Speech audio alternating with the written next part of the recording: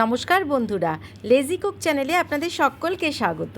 আজ বানাচ্ছি খুব সুস্বাদু মাত্র একটা কি দুটো উপকরণ দিয়ে পোস্ত, ঝিঙে পোস্ত। এই রান্নার জন্য নিলাম প্রায় 400 গ্রামের মতো একদম কচি ঝিঙে, আর নিলাম 5 থেকে 6টা কাঁচা লঙ্কা।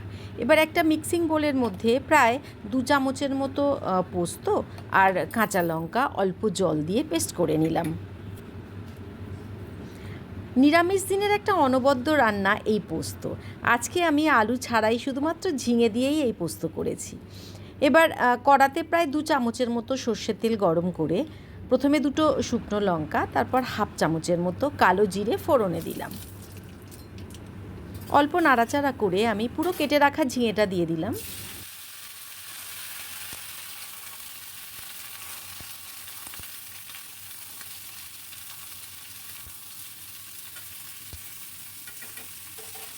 এবার দিয়ে দিলাম স্বাদ মতো নুন।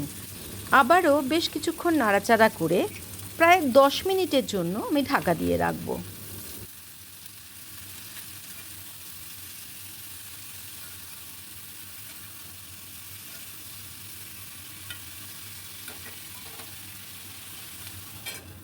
গ্যাসের ফ্লেমটাকে একদম মাঝারিতেই রাখব। নুন দিয়ে 10 মিনিটের জন্য ঢাকা দেওয়াতে পুরোপুরি জল ছেড়ে এসছে। পুরো ঝিঙেটা এই জলেই সেদ্ধ হয়ে যাবে, আলাদা করে আর জল দেওয়ার দরকার নেই। এবার পোস্ত বাটা আমি এতে ঢেলে দিলাম। মিক্সির বাটিটা ধুয়ে বেশ কিছুটা জলও আমি দিলাম, 1/4 কাপের মতো জল দিলাম। যতক্ষণ ঝোলটা একদম শুকিয়ে ঘন না হচ্ছে ততক্ষণ এইভাবেই আমি ফুটতে দেব। দিলাম স্বাদ মতো চিনি, এখানে আমি হাফ চামচের মতো চিনি দিই। হাই ফ্লেমে মোটামুটি 4 থেকে 5 মিনিট এরকম ফুটতে দিলেই ঝোলটা ঘন হয়ে যাবে। মাঝে মাঝে অবশ্যই একটু নেড়ে দেব।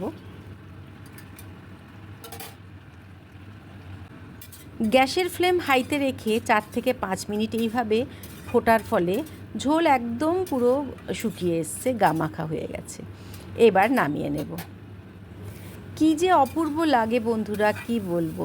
নিরামিষ দিনের একটা অনবদ্য খাবার এই ঝিঙে পোস্ত। অনেকেই ঝিঙে পোস্ত করেন বাড়িতে, তাও আজ আমি একটু শেয়ার করলাম। আজ আমি আলু ছাড়াই ঝিঙে পোস্ত করলাম। প্লিজ বন্ধুরা বলবেন আজকের এই ঝিঙে পোস্ত কেমন লাগলো। যদি ভালো লেগে থাকে একটা লাইক আশা করব। নতুন বন্ধুরা যদি ভালো লেগে থাকে প্লিজ আমার চ্যানেলটাকে একটু সাবস্ক্রাইব করবেন। পুরো ঝিঙে পোস্ত নামানোর পরে আমি ওপর থেকে আরও প্রায় 2 চামচের মতো কাঁচা সর্ষের তেল ছড়িয়ে দেব। আর একটা কাঁচা লঙ্কাকে আমি একটু চিড়ে ওপর থেকে দিয়ে বেশ কিছুক্ষণ ঢাকা দিয়ে রাখবো। গরম গরম ভাতের সঙ্গে খাবার সময় আমি ঢাকা খুলে এটা পরিবেশন করব। তখন এই কাঁচা তেল আর এই যে কাঁচা লঙ্কার গন্ধটা যে কি অপূর্ব লাগে, কি বলবো।